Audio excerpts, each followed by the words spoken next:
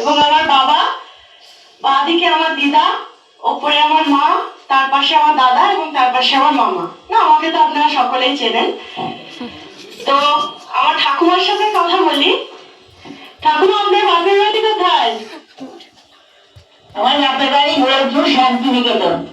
শুনেছি তোমার বাবা নাকি বিশ্বভারতীর ওভারসিয়ার ছিল। বাবা ওভারসিয়ার ছিলেন, পূর্ণচন্দ্র মুখার্জি। তোমার বাবা শুনেছি শ্যামলী বাড়িটাও নাকি করে গেছে। বাড়িটা করে গেছে বাবা, হ্যাঁ, শান্তিনিকেতনে। তোমার মামার বাড়িও শুনেছি খুব বড়। হ্যাঁ, প্রেসিডেন্সি কলেজের প্রিন্সিপাল ছিল আমার ছোট মামা। মেজো মামা একজন মস্ত বড় অফিসার ছিলেন, শিক্ষিত।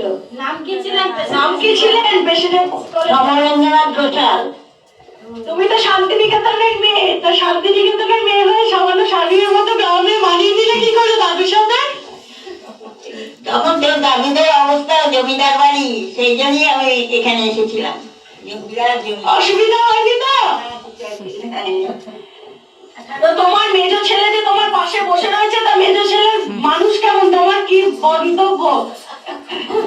আমার মেজো ছেলে খুব ভালো, সব ছেলেরাই আমার ভালো, মেজো ছেলে না, প্রত্যেক ছেলেই আমার ভালো। এবার আমার বাপ পাশে বসে আছে আমার দিদা। তো দিদা, এবার তোমার সম্বন্ধে বলি, তোমার বাপের বাড়ি সম্বন্ধে বলো। আমার বড়গ্রাম বাপের বাড়ি, এই রামকৃষ্ণ মিশন, পরমানন্দ মিশন, ওখানে আমার বাপের বাড়ি। তোমার মেয়ের বাড়ি কেমন লাগে? খুব ভালো।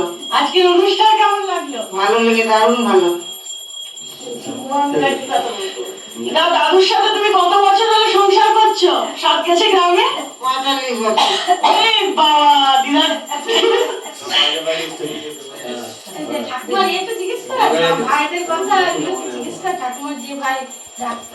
এত বড় ডাক্তার, তোমার শুনেছি অভিনেত্রী সুপ্রিয়া নাকি তোমাকে হয় দুঃসম্পর্কে।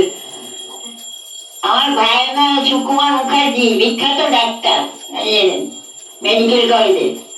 আর সুপ্রিয়া মুখার্জি হচ্ছে আমার মাইমার বোন, মেজো মামার শাড়ি। হেমন্ত আমার মায়ের ভাই, মামা।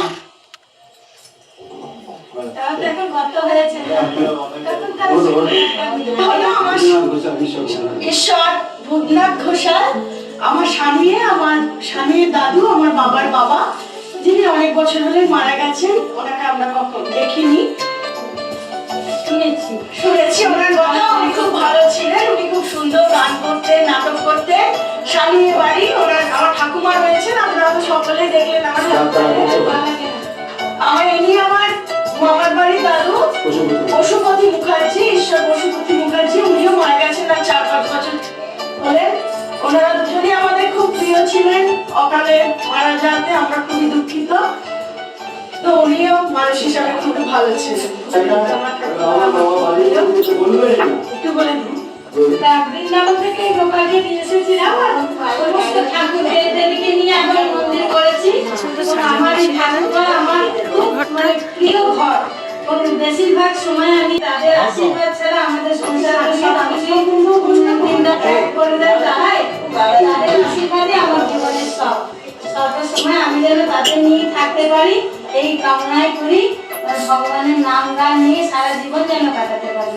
আমি ছেলে মেয়ে জামাই, ছেলের বউ এবং সবাই নিয়ে, আমার স্বামীকে নিয়ে, সবাইকে নিয়ে আমি সংসার জীবনে সারা জীবন যেন এইভাবে আনন্দে হেসে খেলে দিন কাটাতে পারি। কিন্তু আমার মেয়েকে ঠাকুরের আশীর্বাদে চাই, ঠাকুরের আশীর্বাদ আমার মেয়ে অনেক বড় হোক, আমি ভালো ঘরের জামাই আসুক, ঠাকুরের আশীর্বাদ নিয়ে আমি আজকের এই